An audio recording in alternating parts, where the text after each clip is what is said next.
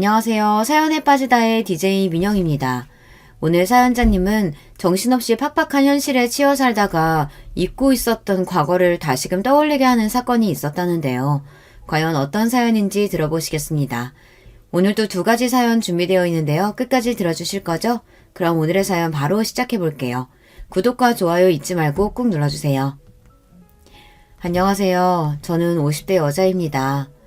어느새 제 나이가 벌써 반백살이네요. 저는 이 나이 정도 되면 아이들 다 키우고 남편이랑 편안하게 안정적인 가정을 꾸리고 살 줄 알았어요. 그런데 현실은 그렇지가 않네요. 저는 20대에 식당을 하기 시작해 지금까지 20년 넘게 가게를 하고 있어요. 지난 20년 동안 먹고 사느라 바빠 아이들 크는 것도 못 볼 정도로 정신없이 살았어요. 그러다 보니 저는 집, 가게 하며 제 인생이랄 게 없이 돈만 벌며 살았네요. 그런데 최근에 제 인생에 대해 다시 돌아보게 된 계기가 있었습니다. 저는 20대에 식당을 하기 시작했는데요. 젊은 나이에 쉽지 않은 결정이었지만 저에게는 선택권이 없었습니다. 당시에 부모님께서 뉴스에 나올 정도로 컸던 사기 사건의 가해자로 연루돼서 집안이 풍비박산이 났거든요. 부모님은 잘 알지도 못하면서 사기꾼에게 속아 바지 사장을 했어요. 사건이 커지자 결국은 부모님이 다 책임을 떠안게 됐죠. 당시에 이미 부모님 두 분이 다 구치소에 수감된 상태라 모든 문제를 저 혼자 해결해야 했습니다. 얼마 되지도 않는 집까지 팔아 어떻게든 해결해 보려고 했지만 턱도 없었어요. 저는 빚쟁이들에게 쫓기다 외삼촌 집에까지 가 있었는데요. 어떻게 알고 빚쟁이들이 거기까지 몰려들었어요. 그 당시에 제 곁에 외삼촌이 없었다면 저는 지금 어떻게 됐을지 몰라요. 결국은 외삼촌의 도움을 받아 빚의 일부를 해결하기는 했지만 이미 재판에서 부모님이 형까지 받게 된 상황이라 부모님은 감옥에 다녀야 했어요. 그때만 생각하면 지금 저는 아직도 가슴이 떨려요. 세상에 혼자 남겨지게 된 것 같아 너무 무섭고 정말 죽고 싶었거든요. 여기까지 들으셔도 제가 어떻게 살았을지 대충 짐작하시겠지만 저는 썩 평범하지 않은 학창시절을 보냈습니다. 태어났을 때부터 집안 형편이 좋지 않았습니다. 저는 그런 우리 집이 너무 싫어 줄곧 방황하며 지냈어요. 남들보다 사춘기가 길게 왔는지 저는 학창시절 내내 그렇게 부모님을 싫어했어요. 성인이 되어서도 마찬가지였습니다. 돈이 없어서 가난한 건 그렇다 치더라도 저희 부모님은 부모로서 존경할 부분이 하나도 없는 분들이었어요. 부모님 두 분은 시작부터가 엉망이었어요. 둘 다 젊어서 다단계를 하다가 만났다고 하더라고요. 나중에 다단계라는 걸 알고 둘 다 빠져나와 결혼하고 저를 낳고 사셨습니다. 그런데 두 분 다 정상적인 직장 생활을 해본 적이 없다 보니 경제적으로 힘들었대요. 아버지는 도대체 뭘 하고 다녔는진 모르지만 그냥 여기저기 돈이 되는 일만 있으면 따라다니셨어요. 집에 들어오지도 않으셨고요. 어머니도 아버지와 다르지 않았습니다. 화장품, 방문 판매 같은 걸 하시면서 돈을 벌기는 했지만 저를 전혀 돌보시지 않았어요. 아침이면 달걀 딱 하나 붙여서 저에게 먹으라고 주고 알아서 학교를 가라고 하셨어요. 저는 학교가 끝나고 집에 돌아오면 항상 혼자였습니다. 가끔 식당을 하느라 바쁜 외삼촌이 들려 밥도 해주고 용돈도 주시면 그렇게 좋았어요. 그래서 그런지 저에게는 부모님에 대한 기억보다 외삼촌과의 추억이 많아요. 외삼촌은 자주 보러 오진 못했어도 올 때마다 저를 애틋하게 생각하고 따뜻하게 대해주셨으니까요. 그리고 제 인생에 위기가 찾아올 때마다 외삼촌이 도와줬어요. 부모님이 감옥에 갔을 때도 제가 아무것도 하지 않고 집에 처박혀만 있는데 저를 세상 밖으로 꺼내주셨습니다. 많이 힘들겠지만 그렇다고 이렇게 넋을 놓고 있으면 어떡해. 사람이라는 게 다 먹고 살자면 사는 건데 일어나. 먹고 살려면 일을 해야지. 내가 이제 와서 무슨 일을 해요. 사기꾼 부모한테서 큰 애, 나 같은 애를 누가 써주겠어요. 어허, 이놈 봐라. 누가 써주긴 누가 써줘. 내가 써주지. 삼촌이 어엿한 식당 사장인데 우리 조카가 할 일이 없겠어? 내일부터 가게로 나와. 삼촌이 다 가르쳐 줄 테니까. 그 코딱지만한 가게에 내가 할 일이 뭐가 있어요. 삼촌 혼자 먹고 살기도 힘들면서. 됐으니까 그냥 가세요. 당시에 저는 삐뚤어져도 한참 삐뚤어져 있었습니다. 외삼촌이 저를 얼마나 걱정하시는지 알면서도 말이 곱게 나오지를 않았어요. 부모 같지도 않은 부모 밑에서 자라다 보니 저는 항상 어른들의 말이 다 헛소리 같았거든요. 더군다나 그때까지는 저는 식당이고 뭐고 아무것도 생각이 없었어요. 삼촌 식당이라고 해봐야 작은 한식당이었는데 제가 거기 가서 할 일이 뭐가 있겠어요. 그래, 네 말이 맞아. 삼촌도 코딱지만한 가게 하면서 혼자 먹고 사는 게 너무 힘드니까 똑똑한 우리 조카가 삼촌 좀 도와줘라. 삼촌은 제가 필요하다는 말도 안 되는 핑계를 대며 다음날부터 매일 저를 끌고 식당에 나갔습니다. 그리고 설거지며 재료 손질이며 잠깐 쉴 틈도 없이 쉬지 않고 일을 시켰어요. 지금 와서 생각해보면 제가 집에 처박혀 아무것도 안 하고 폐인처럼 있으니 외삼촌은 정신없이 뭐라도 시키면 제가 나아질 줄 아셨던 것 같아요.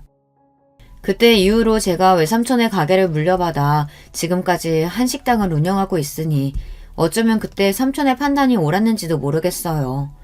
제가 워낙 머리가 좋아서 뭐든 잘하는 사람이긴 해요.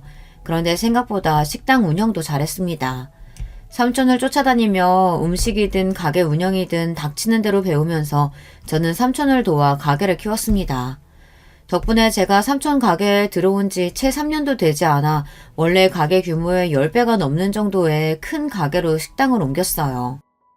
아예 저와 삼촌은 외곽에서 가게를 옮겨 고급 한정식집을 차렸습니다. 전혀 사업이든 음식이든 관심도 없었던 제가 가게가 술술 풀리니 나름 저도 재밌더군요. 물론 하루도 쉬지 못하고 정신없이 살기도 했어요. 제가 뭘 하나를 하면 아주 지독하게 파는 성격이거든요. 삼촌과 식당을 하면서 지금의 남편도 만났어요. 남편과 시댁 식구들이 식당 단골 손님이거든요. 특히나 시아버지께서 저희 가게 박대구이를 너무 좋아하셔서 한 달이면 4~5번씩 가게에 오셨어요. 심지어 남편은 평소에도 퇴근길에 가게에 자주 들러 아버지를 드리겠다고 박대구이를 포장하기도 했습니다. 그러다 보니 자연스레 남편과 가까워지며 연애도 하고 결혼까지 하게 됐습니다. 남편과 시댁 식구들은 모두 좋은 분들이에요. 저희 친정 이야기를 듣고도 편견 없이 저를 받아주셨습니다. 사실 시부모님을 뵙기 전에 긴장했거든요. 결혼이라는 게 남자 여자 둘이 좋아서 하는 거긴 하지만 양가가 다 같이 가족이 되는 일이잖아요. 평생 저도 부모님이 내 부모라는 게 창피하고 싫어서 어떻게든 도망가고 싶기만 했는데 생판 모르는 남편과 시부모님 앞에 저희 부모님을 소개한다는 게 너무도 싫었습니다. 아니나 달라요.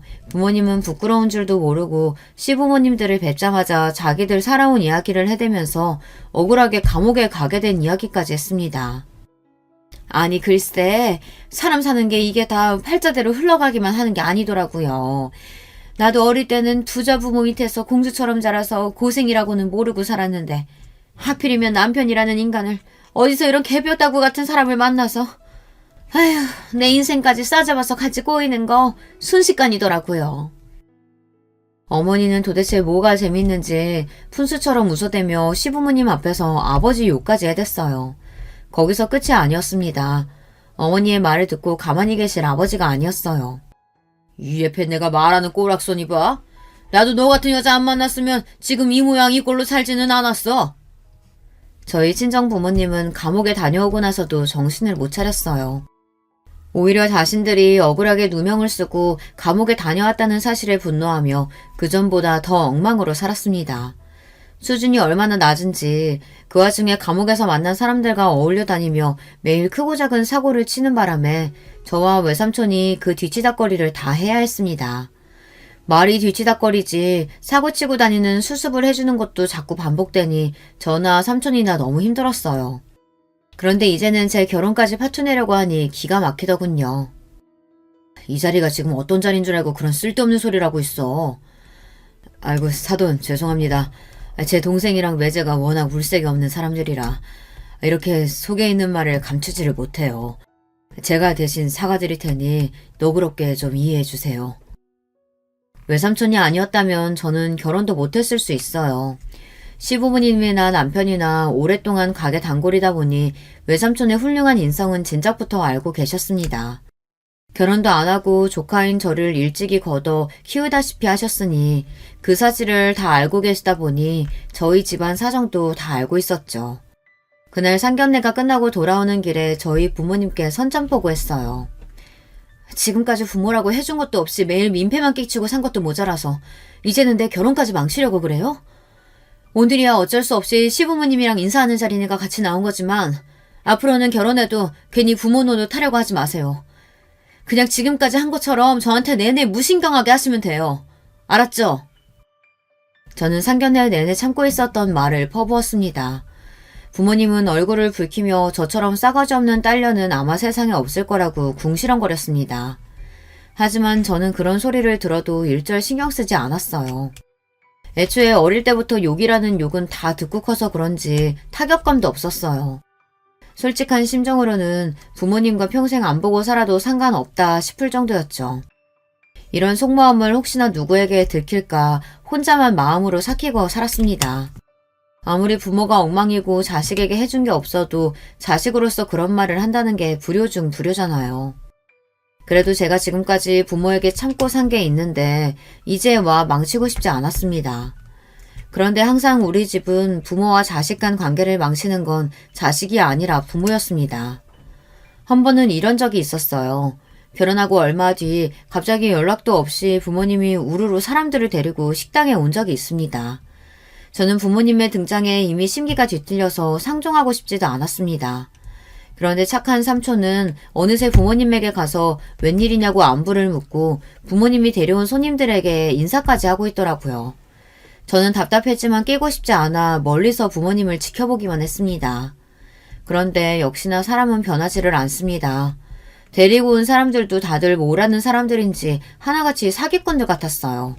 주고받는 대화들도 다들 자기 자랑하기 바쁘고 허세만 부렸어요. 거기까지도 저도 그러려니 했습니다. 어릴 때부터 항상 봐왔던 광경이니까요. 그런데 문제는 부모님이고 같이 온 일행들이고 하나같이 다 저희 가게 직원들에게 무례하게 굴었다는 겁니다. 반말하는 건 기본이었고 서빙이 늦었다면서 자꾸만 험상궂은 얼굴로 소리를 질렀어요. 심지어 몇몇은 술에 취해 행패까지 부렸습니다. 저는 도저히 참을 수가 없어 부모님께 다가갔어요. 다 드셨으면 행패 그만 부리시고 사람들 데리고 이제 그만 돌아가세요. 저 나름대로 최대한 정중하게 말한 거예요. 생각 같아서는 경찰을 불러서 다 식당 밖으로 끌어내고 싶었습니다. 그런데 그 순간 부모님 두 분 다 표정이 싸하게 굳더군요.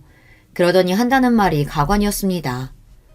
얼씨구, 이게 기껏 먹이고 재우고 다 키워놨더니만 혼자서 큰 줄 알고 싸가지 없이 구는 꼴 좀 봐. 당신은 도대체 자식 새끼를 어떻게 키웠으면 딸년이 저 모양 저 꼴이야? 자식 새끼라고 내가 혼자 낳았어? 같이 낳았으면 엄연히 당신 책임도 있는 거지. 왜 나한테 지랄이야? 부모님은 또 시작이었습니다. 손님들이 가득한 식당 안에서 저에게 소리를 질렀어요. 무식하면 눈치라도 있던지 눈치가 없다면 목소리라도 작던지 문제는 한두 가지가 아니었어요. 정말 천박해서 봐줄 수가 없었습니다. 어머니가 아버지고 둘 다 언제 나를 키워줬다고 그래요? 나 혼자 컸거든요? 혼자 이렇게 알아서 잘 큰 거니까 쓸데없는 소리 하지 말고 계산이나 하고 나가요. 저는 할 수만 있다면 부모고 뭐고 다 쫓아내고 싶었습니다. 하지만 어쩌겠어요. 보는 눈도 많으니 저도 지식인답게 굴어야죠. 그런데 부모님은 애초에 말이 통하는 분들이 아니었어요. 술도 한잔 했겠다. 이미 소리도 지를 만큼 질렀겠다. 부모님은 애초에 돈을 낼 생각이 없었죠. 저도 평소 같았으면 돈 안 받았을 거예요. 그냥 한시라도 빨리 다 나가기를 바랬을 테니까요. 그런데 그날은 유독 부모님의 행동에 화가 났습니다. 간신히 붙잡고 있던 이성의 끈이 끊어지고 말았어요. 어머, 인연 이거 말하는 것 좀 봐? 너 부모한테 지금 부모한테 돈을 받겠다는 거야? 와, 세상에 피도 눈물도 없는 년. 순간 어머니의 말에 저도 모르게 이성을 잃었습니다. 도대체 자기들이 나한테 해준 게 뭐가 있다고 이제 와서 부모 노릇을 하려는 건지 이해가 되지 않았어요. 기가 막혀서 말문이 다 막히네. 당신들이 부모라고 낳아준 거 말고 나한테 해준 게 뭐가 있다고 이래. 이 가게 외삼촌이랑 나랑 둘이 개고생하면서 이뤄낸 거야. 당신들하고는 아무 상관없다고. 그러니까 다시는 여기 찾아올 생각도 하지 말고 내 앞에 나타나지도 말아요. 저는 어디서 그런 용기가 나왔는지 모르겠어요. 사실 지금까지 살면서 부모라는 사람들에게 화도 내고 싶고 욕도 퍼붓고 싶었는데 자식으로서 최소한의 양심으로 꾹꾹 누르며 살았습니다. 마음속으로는 부모라고 생각조차 하지 않았어요. 그런데 그날에서야 제 속에 있던 울분이 폭발하고 말았습니다. 저는 결국은 그날 부모님과 손절했어요. 외삼촌은 그래도 그게 천륜인데 제 마음처럼 마음대로 되는 게 아니라고 했지만 제 생각은 달랐습니다. 천륜이든 뭐든 그것도 일말의 추억이나 정이 있어야 가능한 말이지. 저는 부모님과 조금의 정도 추억도 없기에 앞으로 영영 보지도 않고 산다 해도 아쉬울 게 하나도 없었습니다. 오히려 그 뒤치다꺼리 안 해도 되니 좋았어요. 그렇게 저는 인생에서 부모님을 빼고 나니 전보다 훨씬 더 살만했습니다. 외삼촌은 그런 저를 항상 안타까워하고 안쓰럽게 생각했지만 저는 전혀 상관없었어요. 그리고 남편과 시댁에서 이런 저를 이해해주고 받아주셨다는 거에 감사하며 남편과 시댁 식구들을 가족으로 여기고 더 잘하고 살기로 했어요. 저에게 가족이라고는 남편과 시댁 그리고 외삼촌 뿐이었으니까요. 그런데 인생이라는 게 역시나 순탄하게만 흘러가는 게 아닌가 봐요. 이제 좀 평온해졌다 싶었던 제 인생에 새로운 걸림돌이 생겼습니다. 바로 동서예요. 제가 둘째를 낳고 얼마 되지 않아 시동생이 결혼을 했어요. 시동생은 영국에서 박사학위를 받아서 나오느라 내내 영국에 있었습니다. 그리고 한국에 들어오자마자 명문대 교수로 임명됐어요. 사실 제가 말은 안 했는데 시댁 식구들이 다들 학벌이 좋아요. 시부모님도 다들 명문대를 나와 이름만 나라면 아는 회사에 다니셨고 남편도 교육대를 나와 학교 선생님입니다. 제가 살아온 인생과는 달리 시댁 식구들은 다들 우여곡절 없이 평범하고 무난하게 살아온 사람들이라 그런지 매사에 긍정적이고 다른 사람을 깎아내리지 않아요. 저는 처음부터 시댁 식구들이 좋았어요. 저처럼 조건도 좋지 않고 부족한 사람을 무시하거나 홀대할 수도 있는데 시댁 식구들은 다들 잘 대해줬거든요. 오히려 저와 외삼촌을 대단하게 생각해주고 존중해줬습니다. 그런데 새로 들어온 동서는 그렇지 않았습니다. 동서는 시동생하고 소개팅에서 만나 결혼했어요. 동서는 직업이 의사예요. 원래 의대를 나온 건 아니었는데 대학에 들어가고 나서 너무 의사가 되고 싶어 다시 수능을 봐서 지방 의대에 들어갔습니다. 남들보다 조금 늦게 의사가 돼서 그런지 동서는 나이를 먹고도 자기 학벌과 직업에 자부심이 굉장해요. 제가 오랫동안 장사를 하다 보니 사람을 처음 보면 웬만하면 그 사람 성격을 알거든요. 저는 동서를 처음 만났을 때부터 좀 불편했습니다. 사람을 볼 때마다 무례하다 싶을 정도로 꼬치꼬치 묻고 자꾸만 제 앞에서 자기 잘난 척을 했어요. 처음 만났을 때부터 그랬습니다. 동서와 시동생이 결혼하기 전에 동서와 저는 저희 가게에서 처음 만났어요. 시동생의 가게에 밥을 먹으러 왔는데 옆에 있는 여자를 여자친구라며 제게 소개하더라고요. 당시에 제가 조금 바빴어요. 다른 지역에 분점을 내기로 해서 직원들과 회의하느라 정신없이 바빴죠. 그래서 잠깐 인사만 하고 따로 이야기를 많이 나누지는 않았습니다. 그러다 식사를 마치고 돌아가는 길에 시동생이 차를 가지러 간 사이 잠깐 이야기를 나눴어요. 그런데 저는 아직도 그때 동서와 나눴던 대화가 잊혀지지를 않습니다. 의사라더니 생각보다 좀 특이하다고 느꼈거든요. 얻어먹으러 온 건 아닌데 계산을 안 받으셔서 괜히 죄송하네요. 제가 원래 어디 가서 밥 얻어먹고 다니는 사람이 아니거든요. 나중에 병원 동료들이랑 한번 와서 많이 팔아드릴게요. 시동생이랑 여자친구이니 저는 당연히 계산을 안 받았습니다. 그런데 동서는 아무래도 마음이 쓰였는지 저에게 따로 와서 인사를 하더라고요. 아니에요. 앞으로 가족이 될지도 모르는 사이인데 언제든 오면 제가 밥은 대접할 수 있죠. 에이, 얘기 들어보니까 요즘 자영업자들 다 힘들다고 난리던데. 그렇게 장사해서 언제 돈 벌겠어요? 원래 장사는 있는 사람들 상대로 장사해야 안 망하는 거예요. 제가 주변에 아는 병원 교수님이나 의사 동료들한테 홍보 많이 할게요. 기분 탓인지 몰라도 동서는 저보다 나이도 훨씬 어린데도 뭔가 자꾸 저를 가르치려는 것처럼 말하는 것 같았어요. 그날은 저도 잠깐 만나 이야기를 나눈 정도이니 그냥 그러려니 하고 고맙다고 하고 넘어갔습니다. 사람을 잠깐 보고 어떻게 다 판단하나 싶어서요. 그런데 기분 탓이 아니었습니다. 동서는 저와 잘 맞지 않았어요. 사실 맞지 않는 정도가 아니라 불쾌할 때가 많았습니다. 한 번은 그런 적이 있었어요.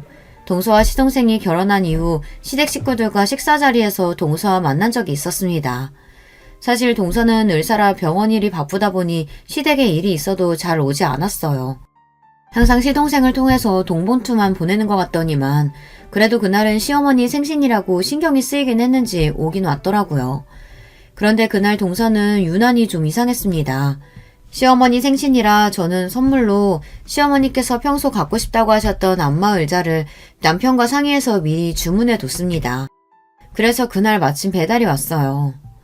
아이고, 내가 이러려고 말한 게 아닌데 괜한 소리를 해서 자식들 부담스럽게 만들었구나. 저도 시어머니께서 그 정도로 좋아하실 줄은 몰랐는데 안마 의자를 보시고 너무 좋아하시더라고요. 저와 남편은 잘했다 싶어서 뿌듯해하고 있었습니다. 그런데 그 모습을 보고 동서가 약간 빈정이 상했나 봐요. 어머니께서 안마 의자 이야기하셨으면 저한테도 미리 귀뜸해 주시죠. 그랬으면 저도 같이 했을 텐데. 형님 그렇게 안 봤는데 은근 여우세요. 형님 혼자 어머니 사랑 독차지하고 싶으셨어요? 동서는 실실 웃으면서 말했지만 그 말 속엔 뼈가 있는 것 같았습니다. 동서가 언제 시댁에 일 있다고 얼굴 비춘 적이 있어야 말이지. 매일 얼굴은 보지도 못하고 돈 봉투만 보내는데 내가 동서한테 상의할 시간이 어딨어. 저도 어디 가서 당하는 성격은 아니에요. 더군다나 동서처럼 평생 공부만 한 사람한테 질 이유가 없었습니다. 저는 제 할 말만 하고 자리에서 일어나 주방으로 갔습니다. 그런데 동서는 아직 말이 안 끝났는지 자꾸만 제 뒤를 졸졸 쫓아오더니만 일은 안 돕고 자꾸 쓸데없는 말만 걸었어요. 맞다 형님. 저는 몰랐었는데 형님이 하는 식당 외삼촌한테 물려받으신 거라면서요? 와 대박. 형님 그렇게 안 봤는데 금수저셨나봐요. 동서가 며칠 전에 제가 식당에 없을 때 병원 동료들이랑 회식하러 식당에 왔었다더니만 도대체 무슨 소리를 들었는지 갑자기 이것저것 묻더라고요. 그거야 그렇다 치고 아무리 궁금해도 동서가 저더러 금수저니 어쩌니 하는데 그 소리는 좀 듣기 거북했습니다. 물려받은 건 아니고 외삼촌이 식당을 원래 하고 계셨었는데 내가 일 좀 배우러 들어갔다가 지금은 아예 외삼촌이랑 같이 운영하고 있어. 저는 애써 웃으며 대답했습니다. 동서가 원래 눈치가 좀 없고 궁금한 게 있으면 잘 넘어가지 못하는 사람이라는 건 결혼하고 몇 년 동안 겪으면서 대충 알고 있었거든요. 동서는 그날도 뭐가 그렇게 궁금한 게 많은지 쉬지 않고 꼬치꼬치 캐물었어요. 형님도 외삼촌 결혼도 안 하시고 솔로시라면서요? 그럼 당연히 다 형님 거 되는 거죠 뭐. 거기다가 외삼촌이 할 때 작은 식당이었는데 형님이 들어가고 나서 식당이 그렇게 유명해진 거라면서요. 동서는 도대체 무슨 소리를 하고 싶은 건지 자꾸 식당에 대해서 물었어요. 저는 대충 타이밍이 좋았다고 원래 외삼촌 음식 솜씨가 옛날부터 입소문이 나 있었다고 둘러댔습니다. 그러자 동서가 대뜸 제게 하는 말이 경영학과를 나왔답니다. 제가 장사에 일가경이 있는 게 그런 것 같다고요. 아니, 난 사정이 있어서 대학은 못 나왔어. 20대 때 좀 방황하던 시기가 있었는데 그때 삼촌이 같이 해보자고 해서 장사 시작한 거야. 제 말에 순간 동서는 못 들을 말을 듣기라도 한 것처럼 눈을 동그랗게 뜨고 입을 벌렸습니다. 그러더니 순간 입술을 삐죽거리더라고요. 어머, 그럼 형님이 요즘 그 귀하다는 고졸이세요? 와 대박. 저 사회 나와서 고졸은 처음 봐요. 요즘은 개나 소나 다 가는 게 대학인데 왜 못 갔어요? 순간 저도 모르게 미간이 구겨졌습니다. 그제야 동서와 이야기를 하다 보면 왜 자꾸 불편한 기분이 드는지 알겠더군요. 동서는 상대방 기분 같은 건 전혀 신경 쓰지 않고 자기 하고 싶은 말만 하는 성격이었어요. 동서는 눈치도 없이 도대체 뭐가 재미있는지 자기 혼자 껄껄 웃었습니다. 저더러 귀하디 귀한 고졸이라면서 신기하다네요. 형님은 좋겠어요. 남들은 20대 내내 취직하느라 공부하느라 정신없이 바쁘게 사는데 형님은 고졸 주제에 운 좋아서 사장 소리까지 들으면서 매일 마음대로 해도 되고 저도 이럴 줄 알았으면 공부하지 말고 부모님께 그냥 가게나 하나 차려달라고 할 거 그랬어요. 명색이 의사라는 사람이 어쩜 저렇게 꼬여도 단단히 꼬였나 싶었어요. 동서는 아무래도 제가 마음에 들지 않는지 말을 빙빙 돌리며 깐족거렸죠. 저는 이러다가 동서랑 괜히 감정 싸움이라도 하게 될 것 같아 대충 말을 돌렸습니다. 동서가 공부만 해서 뭘 모르나 본데 장사라는 게 쉬운 일이 아니야. 그냥 직장 생활하며 월급 받는 게 제일 좋은 거야. 제 말에 동서는 아직 할 말이 많이 남았는지 입술을 삐죽였지만 제가 얼른 자리를 피하고 나왔습니다. 동서가 들어오기 전까지 저는 시댁 식구들과 조금도 문제가 없었는데 동서가 들어오고 나서 자꾸만 티격태격 문제가 생기니 저도 만날 때마다 신경이 예민해지고 곤두서더라고요. 그런데 동서는 항상 그런 식이었어요. 별일 아닌 일도 별일을 만드는 이상한 재주가 있었습니다. 한 번은 저희 큰애 생일이라 시동생이 택배로 선물을 보내줬더라고요. 저는 고마워서 가게 문을 닫고 퇴근하는 길에 잠깐 시동생네 집에 들렀습니다. 가게에 좋은 갈비가 들어왔다길래 양념갈비를 재워서 가지고 갔어요. 시동생이 제가 만든 갈비를 좋아하거든요. 저는 가는 길에 갈비만 주고 가려고 시동생에게 전화를 했습니다. 그런데 시동생이 일이 많아 아직 학교라고 집에 두고 가라더라고요. 동서가 집에 있다고요. 저는 동서만 있는 집에 가기 좀 껄끄러웠지만 그래도 후다닥 갈비만 주고 가야겠다 싶어 동서내에 들어갔습니다. 그런데 동서가 자다가 깼는지 얼굴이 푸석한 게 별로 안 좋더라고요. 저는 그런 동서가 걱정되어 동서에게 일이 많냐고 한마디 했습니다. 그런데 동서가 본인이 기분이 안 좋았는지 굳이 안 해도 될 말을 하더군요. 뻔히 바쁜 거 알면서 피곤해 죽겠는데 이 시간에 뭐하러 이런 건 가지고 오세요. 갈비야 먹고 싶으면 그냥 사 먹으면 되는 건데. 순간 제가 못 올 때라도 온 줄 알았습니다. 아무리 피곤하고 귀찮아도 사람이 다 생각해서 가져다 준 건데 꼭 이렇게 사람을 앞에 두고 무한하게 해야 하나 싶어서요. 동서 피곤한데 내가 괜히 귀찮게 했나 보네. 미안해. 이거 그냥 냉장고에 넣어뒀다가 내일 먹어. 나 그만 갈게. 저는 민망해서 말도 잘 나오지 않았습니다. 그래서 후다닥 동서네 집에서 나오려고 했어요. 그런데 그때 동서가 뒤에서 중얼거리는 게 들리더군요. 이래서 사람이 가정교육을 잘 받아야 하는 건데 부모가 사기꾼이니 뭘 보고 배웠겠어? 순간 저는 제 두 귀를 의심했습니다. 정말 동서가 제게 한 말이 맞나 싶어서요. 저는 휙 몸을 돌려 동서를 쏘아봤습니다. 동서, 지금 나더러 들으라고 한 말이야? 사기꾼이라니. 동서가 뭘 한다고 감히 나한테 마음대로 떠들어. 얼마나 화가 나는지 저도 모르게 눈물까지 눈동자에 왈칵 차올랐습니다. 제가 살면서 제일 듣기 싫었던 소리가 바로 가정교육을 못 받았다는 소리를 듣는 거예요. 어려서부터 매일 사고만 치는 부모님 아래에서 크다 보니 주변 어른들에게 별의별 소리를 다 들으며 자랐습니다. 부모가 저 모양이니 너는 정신 똑바로 차리고 살아야 한다부터 네가 잘못하면 이게 다 부모를 닮아서 그런다 소리를 듣는 거니 조심하라고들 했죠. 듣자하니 형님네 친정 부모님 사기죄로 감옥도 갔다 오셨다면서요? 아, 소름 끼쳐. 자식도 있는 분들이 도대체 어떻게 사셨으면 감옥에 가요? 동서는 자기 팔짱까지 끼고 거만하게 저를 아래로 내려다봤습니다. 순간 저는 너무 기분이 상해서 하마터면 동서 머리끄댕이로도 잡을 뻔했어요. 저는 애써 이성을 붙들고 크게 한숨을 내쉬었습니다. 동서, 내가 정말 마지막으로 경고하는 건데 그 입 좀 조심해. 한 번만 더 내 앞에서 선 넘었다간 절대 그냥 안 넘어가. 알았어? 저는 동서구 뭐고 다 뒤집어버리고 싶었지만 간신히 참았습니다. 그리고 그날 집에 돌아오면서 혼자 얼마나 울었는지 몰라요. 다른 사람도 아니고 동서에게 그런 모욕적인 소리를 들었으니 너무 수치스럽고 속상했습니다. 그리고 한 가지 깨달았어요. 동서와 저는 아무리 노력해도 절대 가까워질 수 없는 관계라는 걸요. 그로부터 얼마 뒤 어느 날이었습니다. 제가 식당에서 바쁘게 마감을 하고 있는데 늦은 시간에 동서가 식당에 왔어요. 그것도 병원 동료들을 잔뜩 데리고 왔더라고요. 그런데 동서와 일행들에게 술 냄새가 지독하게 났습니다.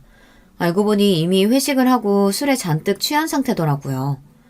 형님, 제가 오늘 병원 식구들이랑 회식했는데 너무 기분 좋게 마셔서 2차는 제가 쏘겠다고 일부러 멀리까지 다들 데리고 왔어요. 자, 잘했죠?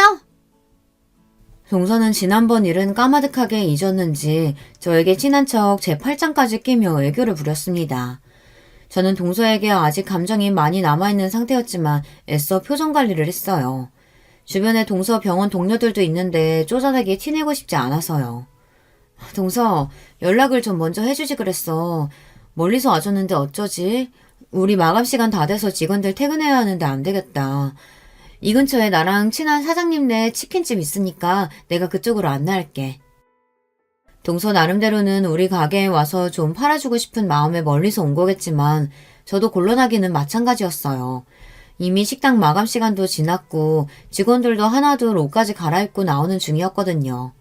저는 애써 동서를 다독이며 근처 치킨집에 가자고 했습니다. 제가 쏘겠다고요. 그런데 그때였어요. 동서가 술에 취해도 많이 취했는지 말도 안 되는 억지를 부렸습니다. 에이, 형님. 우리가 강남에서 이 깡시골까지 힘들게 택시 타고 왔는데 지금 설마 문전박대 하시는 거예요? 동서, 연락도 안 하고 와놓고 문전박대는 무슨 문전박대야. 동서는 뜬금없이 이상한 방향으로 몰고 갔습니다. 거기다가 고작 서울에서 조금 벗어난 경기도에 있는 우리 식당을 가지고 깡시골이라고 하면서요. 저는 기분이 당연히 상했지만 술 취한 사람이랑 말해봐야 뭘 하나 싶어 대충 웃어 넘겼어요. 아, 그럼 빨리 들어가서 우리 마시는 거 해주세요. 내가 우리 병원 의사들 다 데리고 여기까지 왔는데 형님이 자꾸 이러시면 내가 너무 쪽팔리잖아요. 동서는 몸까지 비틀거리며 고래고래 소리를 질렀습니다. 저는 아무래도 이대로는 안 돌아갈 것 같아 대충 알겠다고 하고 자리에 앉으라고 했어요. 제가 안주거리를 좀 챙겨오겠다고요. 그리고는 직원들에게는 얼른 퇴근하라고 했습니다. 그런데 그때였어요. 제가 그렇게 동서에게 경고했는데도 동서는 정신을 못 차렸습니다. 동서가 아주 신이 났는지 자기 동료들도 있고 우리 가게 직원들도 있는 앞에서 선을 넘어도 세게 넘더라고요. 역시 우리 형님 최고. 자, 여러분 모두 우리 형님한테 인사해. 근데 우리 형님 고졸이다? 다들 고졸 본 지 오래됐지? 나 사회 나와서 고졸 처음 본다니까? 너무 신기해. 순간 식당 안에는 정막이 흘렀습니다. 저도 저지만 동서 주변에 있던 동료들까지 당황한 눈치였어요. 그런데 그 순간 정적을 깨고 가게 직원들이 배까지 잡으며 깔깔 웃어댔어요. 어머, 우리 사장님 동서분이라더니만 아무것도 모르시네요? 우리 사장님 사시도 합격한 사람인데요? 그런 대단한 사람한테 그깟 대학 안 나온 거 가지고 무슨 소리 하시는 거예요? 직원들은 동서의 말이 어이가 없다는 듯 혀까지 끌끌 찼습니다. 그러게, 우리 사장님 사시 합격하고 연수원을 못 들어가서 그렇지 사시 합격할 때 차서까지 한 사람이라고 왕 사장님이 아주 입이 마르게 자랑하셨잖아요. 그래, 그래서 우리 아버지 사기당할 뻔할 때도 사장님이 도와주셨잖아. 아는 변호사도 소개해주고. 아휴, 다들 퇴근이나 하라니까 뭘 다 지난 이야기들을 하고 그래. 얼른들 가요. 저는 괜히 민망해서 직원들에게 그만하고 돌아가라고 했습니다. 그런데 사실 저도 놀랐어요. 나이가 들어서 저도 까마득하게 잊고 있었는데 맞아요. 제게 그런 일이 있기는 했습니다. 제가 사법고시를 본 것도 모자라 합격까지 했었어요. 그것도 전체 차석으로 말이죠. 저도 그때 기억이 까마득한 게 벌써 20년도 넘은 일이네요. 아니, 형님, 이게 다 무슨 소리예요? 아휴, 너무 놀라서 술이 다 깨네. 동서는 이게 다 무슨 소리냐면서 눈을 동그랗게 떴습니다. 그러더니 술이 다 깼는지 제게 바짝 다가왔어요. 어머, 동서는 몰랐구나. 내가 고졸인 건 맞는데 사실 사시 출신이야. 차석한 것도 사실이고. 저는 최대한 가슴을 펴고 당당하게 말했습니다. 이런 기분을 느껴보는 것도 얼마만인지 모르겠어요. 사실 사법고시 합격했다고 해도 제가 지금 당장 변호사도 검사도 아닌데 괜히 우쭐거리며 말할 일이 아니라고 생각하다 보니 지금까지 사람들 앞에서 제가 사법고시 합격했다는 말을 내세워 본 적이 없었어요. 하지만 외삼촌은 그런 저를 언제나 자랑스럽게 여기셔서 보는 사람마다 자랑하고 다녔습니다.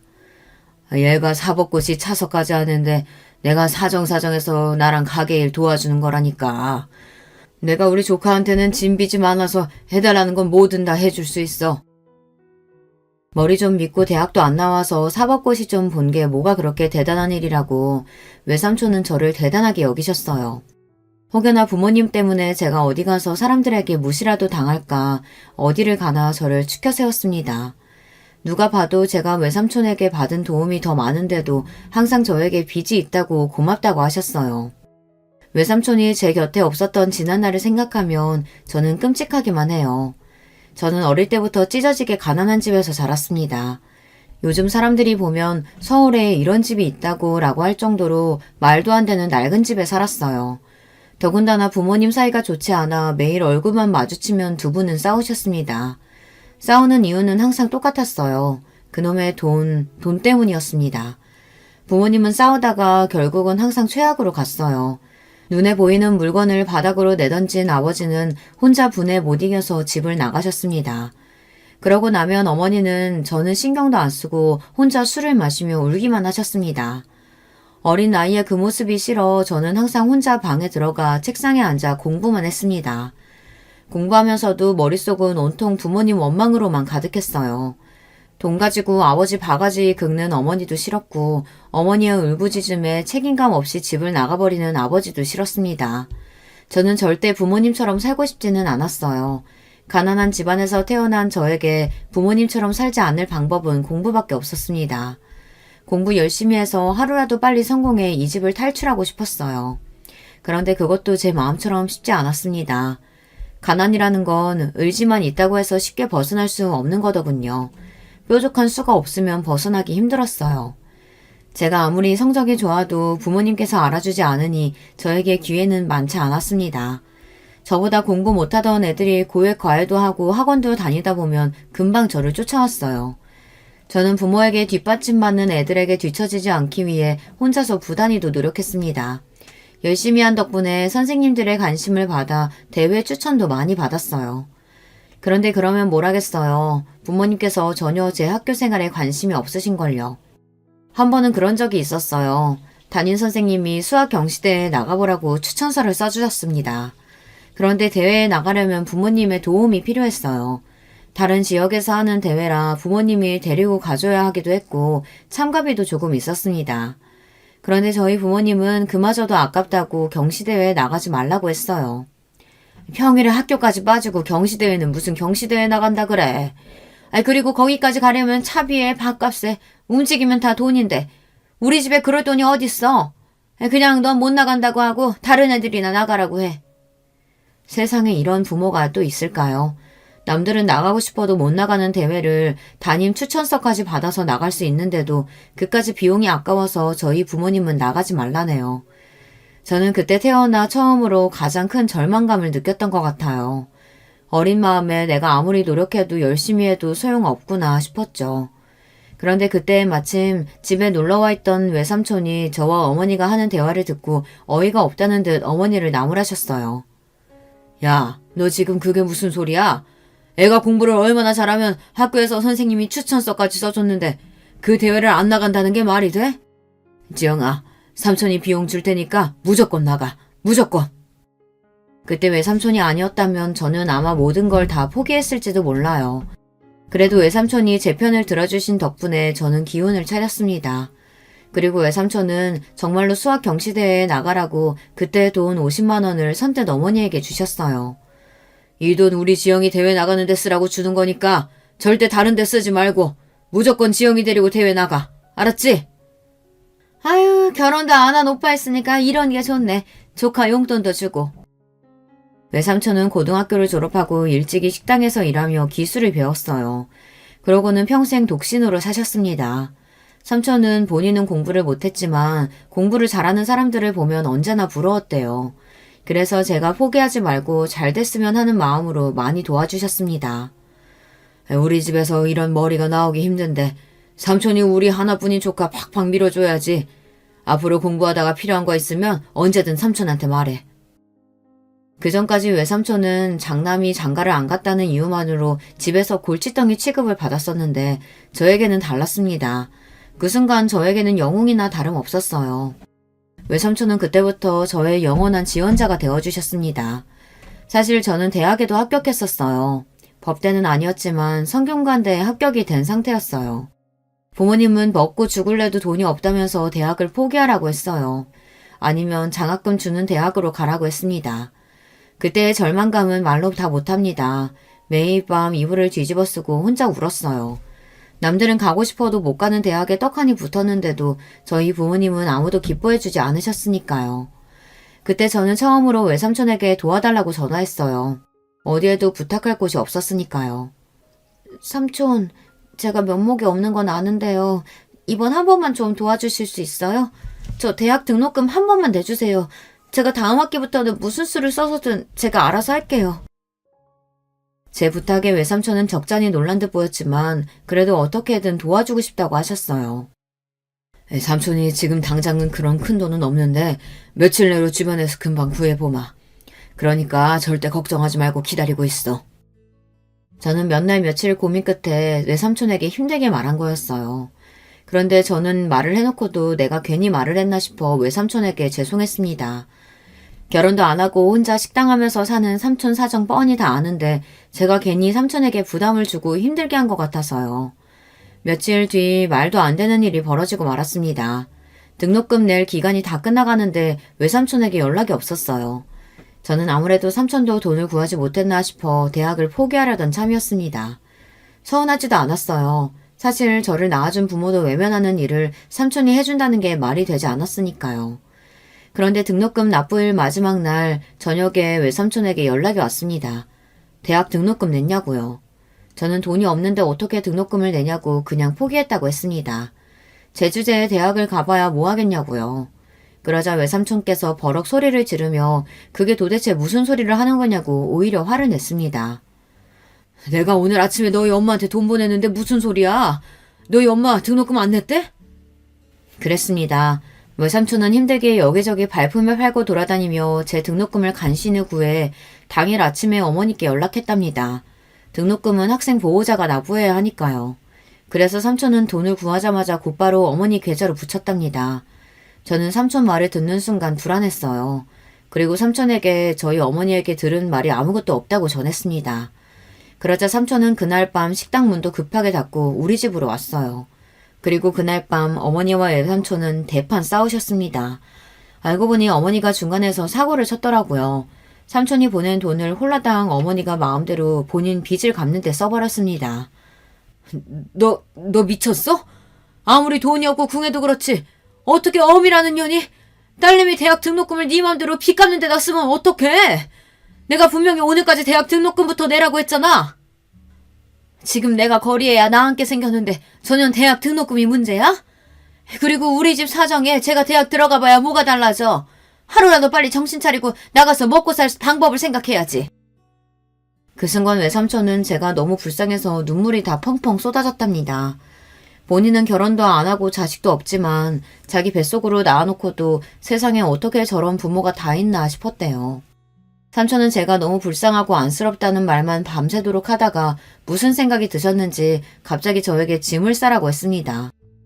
그때 저는 집을 나와서 외삼촌과 살기 시작했어요. 외삼촌이 본인이 돈만 있으면 어떻게든 대학에 보내고 싶다고 했지만 저는 괜찮다고 했습니다. 부모님에게서 벗어나 살게 해준 것만으로도 감사하다고요. 그래서 그 이후 제가 사법고시를 준비했던 거예요. 외삼촌이 제 머리가 아깝다고 사법고시 시험이라도 해보라고 했거든요. 그때부터 저는 2년 정도를 외삼촌 밑에서 지내며 꼼짝없이 공부만 했습니다. 삼촌이 대단한 게 제 고시 뒷바라지를 혼자 다 해줬어요. 덕분에 시험도 단번에 붙었습니다. 제가 사법고시에 합격한 날 저녁 삼촌과 저는 둘이 끌어안고 얼마나 오랫동안 울었는지 몰라요. 그런데 제 발목을 잡은 게 바로 저희 부모님이에요.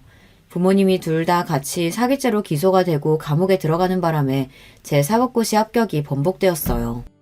그래서 제가 그때 어느 때보다 힘든 시기를 보냈던 거예요. 물론 그때도 외삼촌 덕분에 가장 힘든 시기였던 시기를 잘 넘겼지만요. 저에게 있어 삼촌은 그냥 삼촌이 아니고 제 인생의 은인이었습니다. 저를 사법고시까지 보게 해준 것도 저에게 식당을 물려주신 것도 다 삼촌이니까요. 외삼촌이 없었다면 아마 지금의 저는 없었을 거예요. 아참, 동서는 어떻게 됐냐고요? 제가 세상에서 제일 사랑하는 우리 삼촌 이야기를 하다 그만 중요한 걸 깜빡 잊었네요. 제가 성균관대에 합격했었다는 것도 사법고시에 차석으로 합격했었다는 사실도 동서가 모두 알게 된 날 이후 동서는 저를 대하는 태도가 180도 달라졌어요. 매일 그렇게 제 앞에서 개념 없이 무시하고 잘난 척 고고한 척을 하더니만 이제는 제 앞에서 말도 조심하고 저를 좀 어려워하는 것 같아요. 역시 뭘 해도 되는 사람은 다 되는 건가 봐요. 형님은 공부도 잘해. 그 어렵다는 사실도 척척 붙어. 거기다가 사업까지 잘하시고. 형님은 도대체 부족한 게 뭐예요? 정말 너무 부러워요. 심지어 만날 때마다 너무 아부를 떨어서 제가 민망할 정도입니다. 거기다가 그 이후에 병원 동료들을 가게에 데리고 와서 저를 다시 소개했어요. 다들 인사해요. 여기 우리 형님인데 사법고시 차석 출신에다가 식당을 2개나 운영 중이신 대단하신 분이에요. 아, 거기다가 최근엔 세무사까지 되셨다니까요? 우리 형님 너무 멋지죠? 동서 때문에 마음 상했던 시간도 있었지만 저는 이제 마냥 동서가 귀여워요. 사실 동서도 동서지만 그로 인해 저도 많이 달라졌거든요. 사실 그날 직원들이 말할 때까지 제가 사시에 합격했었던 그 행복한 시간을 까마득하게 잊고 살고 있었어요. 사는 게 너무 바빠서요.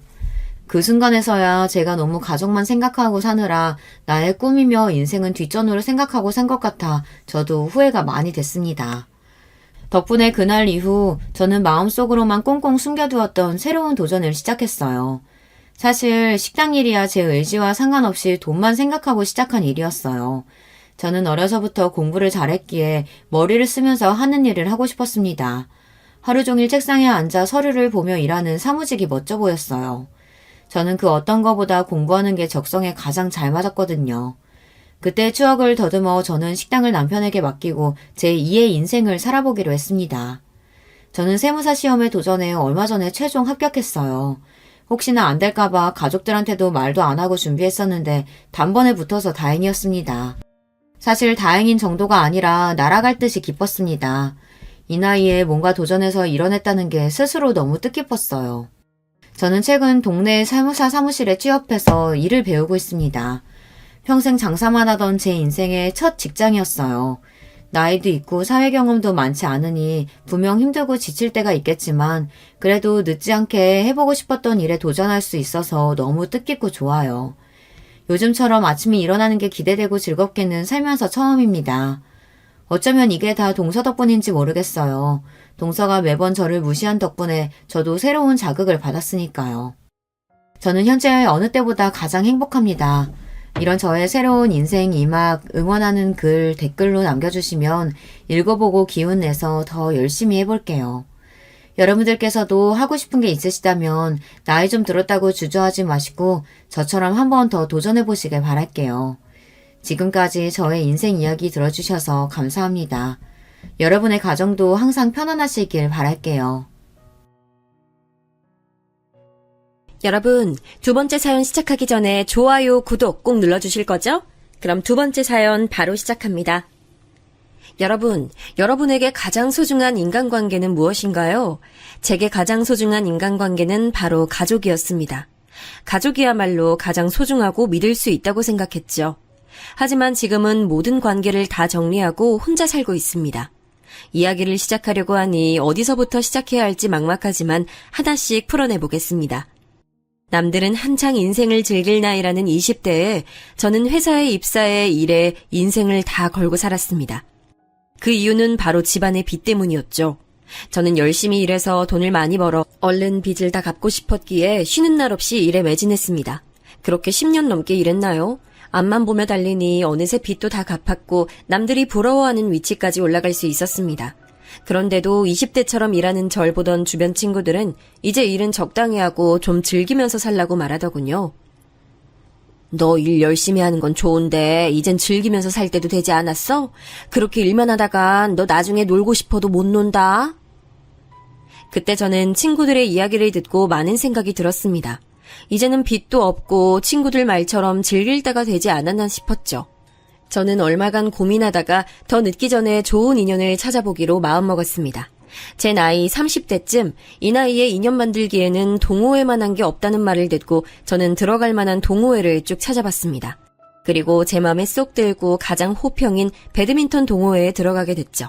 그리고 전 거기서 이제는 전 남편이 된 남편을 처음으로 만났습니다. 남편의 외모는 좋게 말하면 맵시 좋고 깔끔한 인상이었고 나쁘게 말하면 기생오라비 같은 얼굴이었어요. 하지만 성격은 얼굴이랑 다르게 남자답고 화통했어요. 덕분에 동호회에서 남편의 인지도는 꽤 높은 편이었죠. 그 때문인지 동호회의 여성 회원들도 남편에게 호감을 표시하는 일이 비일비재했습니다. 게다가 남편의 얘기를 듣다 보니 동호회 밖의 인간관계도 괜찮고 자기 일도 열심히 하는 것 같더라고요.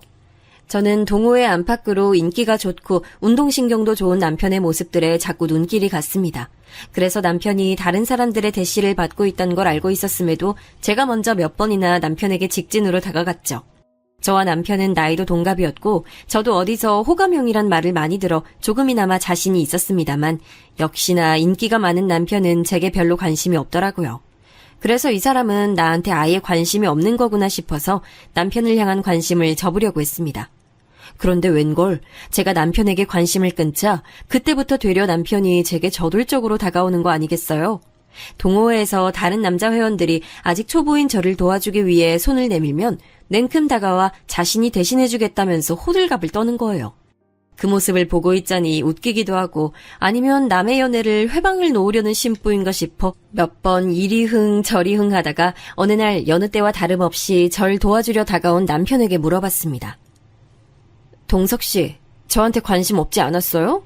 근데 왜 자꾸 저 도와줘요? 맞아요. 저 채희 씨 딱히 좋아하지 않아요. 그런데 채희 씨 손을 다른 남자가 잡는 걸 보면 참을 수가 없어서 자꾸 돕게 되네요. 잡아둔 물고기가 빠져나가려고 하니까 급해진 게 아니고요? 듣고 보니 괘씸한 심보다 싶어 던진 농담에 남편 얼굴이 어찌나 빨개지던지요. 남편은 새빨갛게 붉어진 얼굴로 그런 게 아니라고 하더라고요. 아니긴 뭐가 아니냐고 티격태격하다가 남편 쪽에서 먼저 사실 절 좋아한다고 고백하더군요. 처음에 제가 먼저 대시했을 때 그렇게 다 거절해놓고 괘씸하긴 했는데 저도 좋아하는 마음이 있어서 그랬는지 그게 딱히 밉게 느껴지진 않더라고요. 그날의 대화를 계기로 저는 남편과 쭉 사귀게 됐습니다. 그러다 마음도 맞고 나이도 맞으니 자연스럽게 결혼까지 하게 됐죠. 결혼식을 올리고 난 뒤 저는 더는 동호회에 나가지 않았습니다. 애초에 사람도 만나고 인생을 한번 즐기며 살아볼까 싶어서 나간 동호회라서 남편을 만나니 자연스레 관심이 떨어지더군요. 남편은 아쉬워하는 눈치였지만 혼자서라도 꾸준히 동호회를 나갔습니다. 그것과 별개로 저는 남편과 결혼하고 바로 아이를 가질 계획이었습니다. 그런데 생각보다 아이가 잘 안 찾아오더군요. 그래서 남편과 같이 병원에 가서 검사도 받았습니다. 그런데 검사 결과가 좋지 않았어요. 제가 젊은 시절에 일하면서 몸을 많이 혹사해서 호르몬 불균형이 심하다고 하더군요. 의사 선생님께서는 제가 난임 수준까진 아니지만 임신을 위해선 몸 관리가 필요하다고 하셨죠. 결국 저는 몸조리를 위한 약을 처방받고 회사도 그만두기로 했습니다. 남편도 제게 자기 가게 수익으로 우리 둘 다 걱정 없이 먹고 살 수 있으니 이참에 푹 쉬면서 건강관리에 힘쓰라고 했죠. 몸관리를 시작하면서 저는 집에 혼자 있는 시간이 많아졌는데 그때 좀 쓸쓸하고 외로웠습니다. 매일 일에 매진하며 시간을 보낸 터라 일을 안 하니 혼자 있는 시간이 어색하기도 했어요. 그렇다고 친구들을 만날 수도 없었습니다.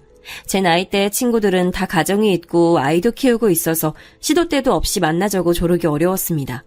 부모님께서 가까이 살고 계셨다면 혼자라도 자주 찾아갔을 텐데 저랑 남편이랑 사는 곳이 친정이랑 극과 극이라 너무 멀어서 자주 가기도 어려웠죠. 그때 사무치는 외로움에서 저를 끌어내준 게 동서들이었어요.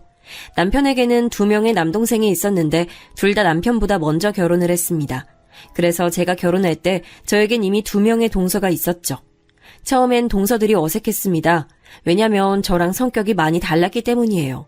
저는 남에게 먼저 말 걸고 치대는 성격이 아닌데 둘째 동서는 굉장히 활발하고 웃음도 예쁘고 타인에게 먼저 스스럼 없이 다가가는 성격이었습니다. 셋째 동서는 둘째 동서에 비해서는 차분했지만 그래도 밝은 성격에 이야기하는 걸 좋아하는 성격이었고요. 시부모님께선 싹싹한 둘째 동서를 좋아했고 굉장히 믿고 계신 것 같았습니다.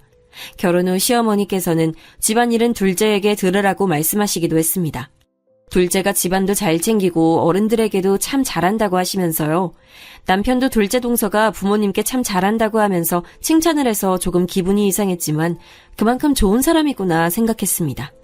그래서 몸 관리를 하면서 외로움을 느낄 때마다 동서들과 많은 시간을 같이 보냈습니다. 그 시간을 통해 동서들과 더 가까워졌고 집안 이야기도 많이 들을 수 있었죠. 하지만 열심히 몸 관리하고 노력해도 임신은 잘 안 됐습니다. 그러던 어느 날 동호회에 나갔던 남편이 사고로 다리가 부러지는 일이 생겼어요.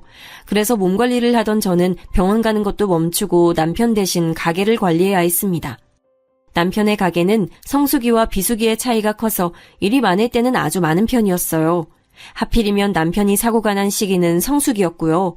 그래서 제가 남편의 병수발을 들기가 어려웠어요.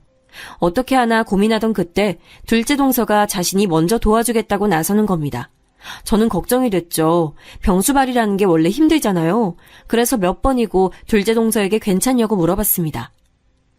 동서, 괜찮겠어? 병수발이라는 거 힘든 일인데. 그리고 집에서 기다리고 계실 서방님에게도 미안한 일이잖아. 형님, 괜찮아요. 이럴 때 서로 돕고 사는 거죠. 남편한텐 제가 잘 말해둘게요. 자기 형 일인데 그이가 이해해주지 못할 리 없잖아요. 싹싹하게 대답하는 둘째 동서가 전 참 고맙더라고요. 둘째 동서는 제가 가게에 나가 있으면 하루 한 번 정도 와서 집안 청소도 해주고 반찬도 만들어 놓고 남편을 챙겨줬습니다. 가게가 바쁜 시기라 육체적으로 굉장히 고단한 시기였는데 그래도 동서가 집안일을 도와준 덕분에 잘 버틸 수 있었던 것 같아요. 그때는 앞으로 일어날 일도 모른 채 둘째 동서한테 정말 고마워하고 그랬습니다. 그 시기에 동서는 때때로 제가 퇴근할 때까지 집에서 기다리곤 했습니다. 그럼 전 퇴근하면서 야식 하나 포장해 와서 풀어놓고 남편과 동서랑 같이 맥주 한 잔씩 하면서 이야기를 하곤 했어요. 그러면 하루의 피로가 싹 풀리면서 행복이 밀려오는 걸 느낄 수 있었어요. 저는 평생 이런 행복이 쭉 이어질 줄 알았습니다. 그러던 어느 날 생각지도 못한 불행한 일이 생겼습니다. 셋째 서방님께서 갑작스럽게 돌아가신 겁니다. 병명은 급성 심근경색이었어요. 평소 살집은 조금 있었지만 뼈도 굵고 근육도 잘 잡혀 보였던 건강한 서방님이라 어떻게 하루아침에 이런 일이 생길 수 있는지 믿기지 않았습니다. 셋째 동서가 해준 말로는 서방님께서 몇 날 며칠 야근을 하다가 돌아온 날 너무 피곤하다고 말하고 자리에 누웠을 뿐인데 다음날 아무리 깨워도 일어나지 않아 서방님이 세상을 떠난 걸 알게 됐다고 하더라고요.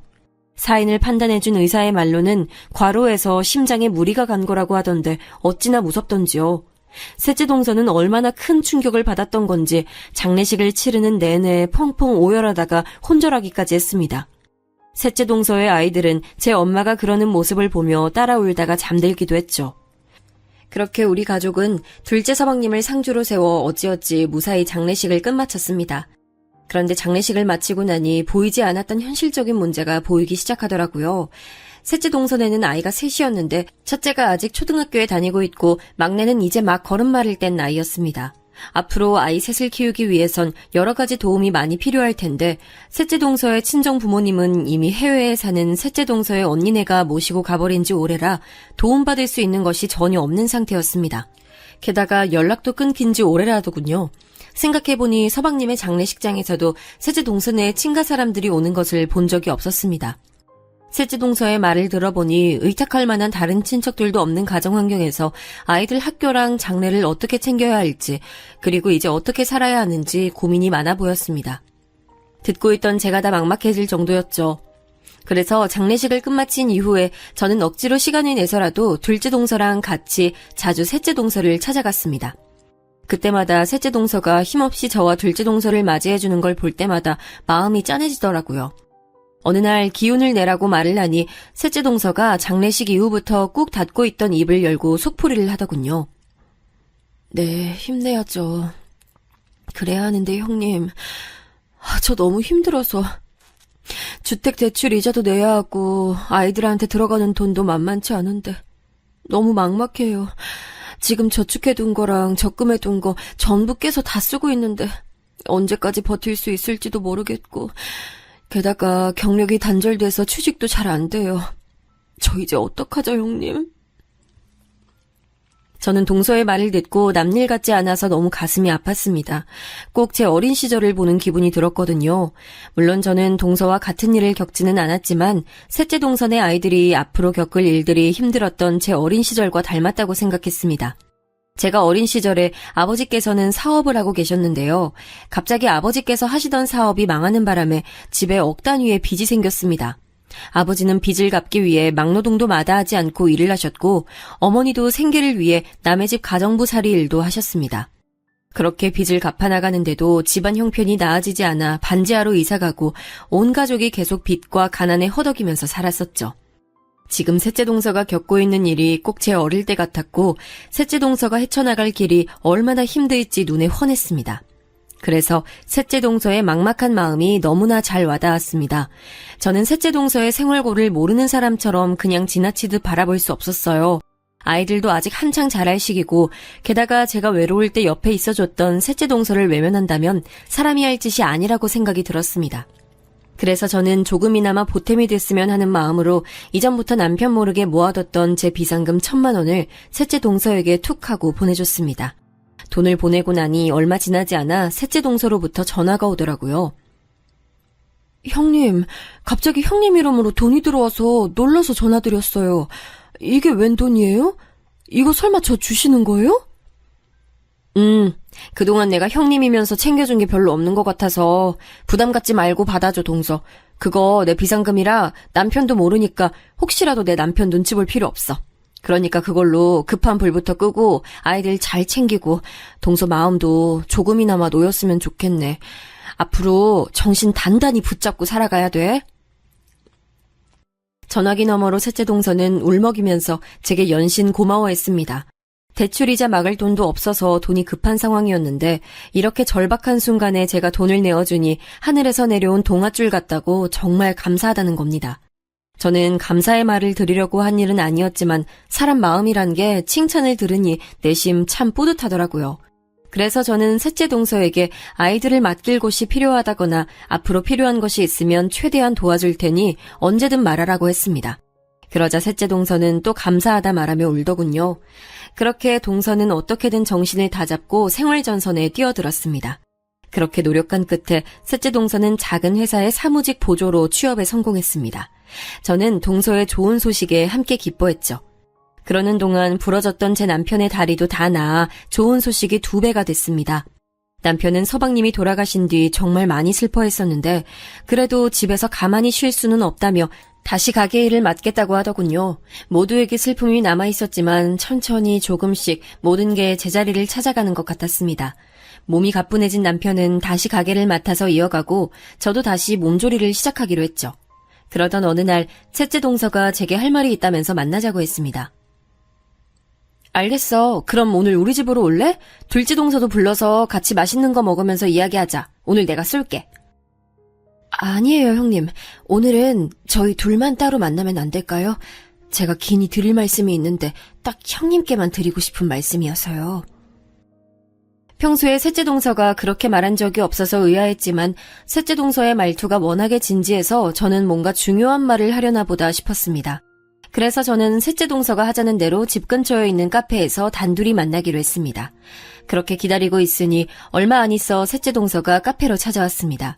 카페에서 만난 동서는 어딘가 안절부절 못하더라고요.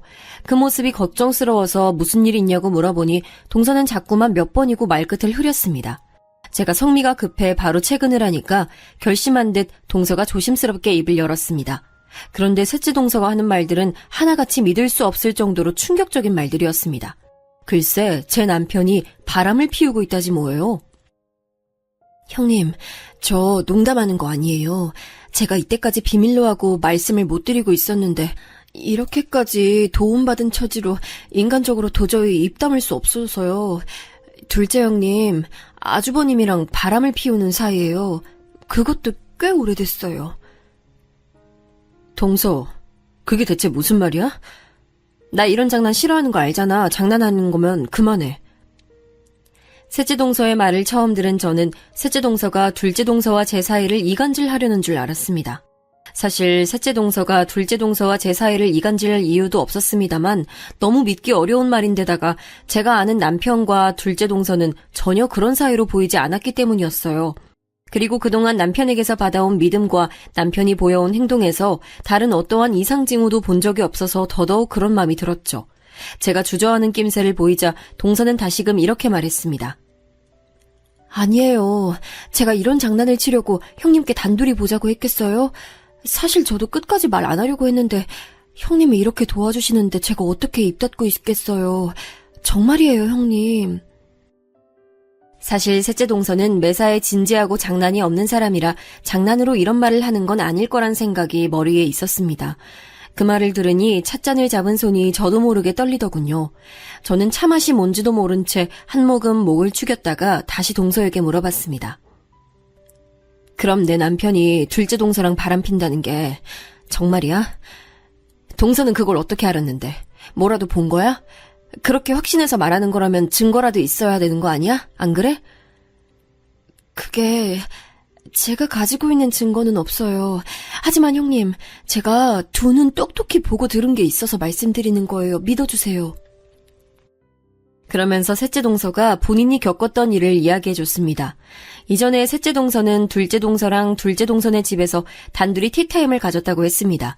같이 한참을 웃으며 대화를 하던 도중 둘째 동서가 잠시 핸드폰을 두고 화장실에 갔었다네요. 셋째 동서가 할 일 없이 둘째 동서를 기다리고 있는데 동서의 핸드폰이 너무 울려서 우연히 핸드폰 화면을 뒤집어 봤다고 합니다. 둘째 서방님이 전화를 건 거라면 대신 전화를 받을 생각으로요. 그런데 화면에는 문자가 떠 있었는데 저장된 번호와 이름이 제 남편의 이름이었다는 겁니다. 그냥 문자인가 보다 하고 다시 핸드폰을 내려놓으려고 했는데 쓱 본 문자 내용이 누가 봐도 연인끼리 하는 대화 내용이어서 자기가 순간 둘째 서방님의 이름을 잘못 본 줄 알았답니다. 너무 놀란 셋째 동서가 다시 자세히 봤지만 분명 제 남편의 이름이었다는 거죠. 그런데 너무 집중해본 나머지 둘째 동서가 돌아온 줄도 몰랐답니다.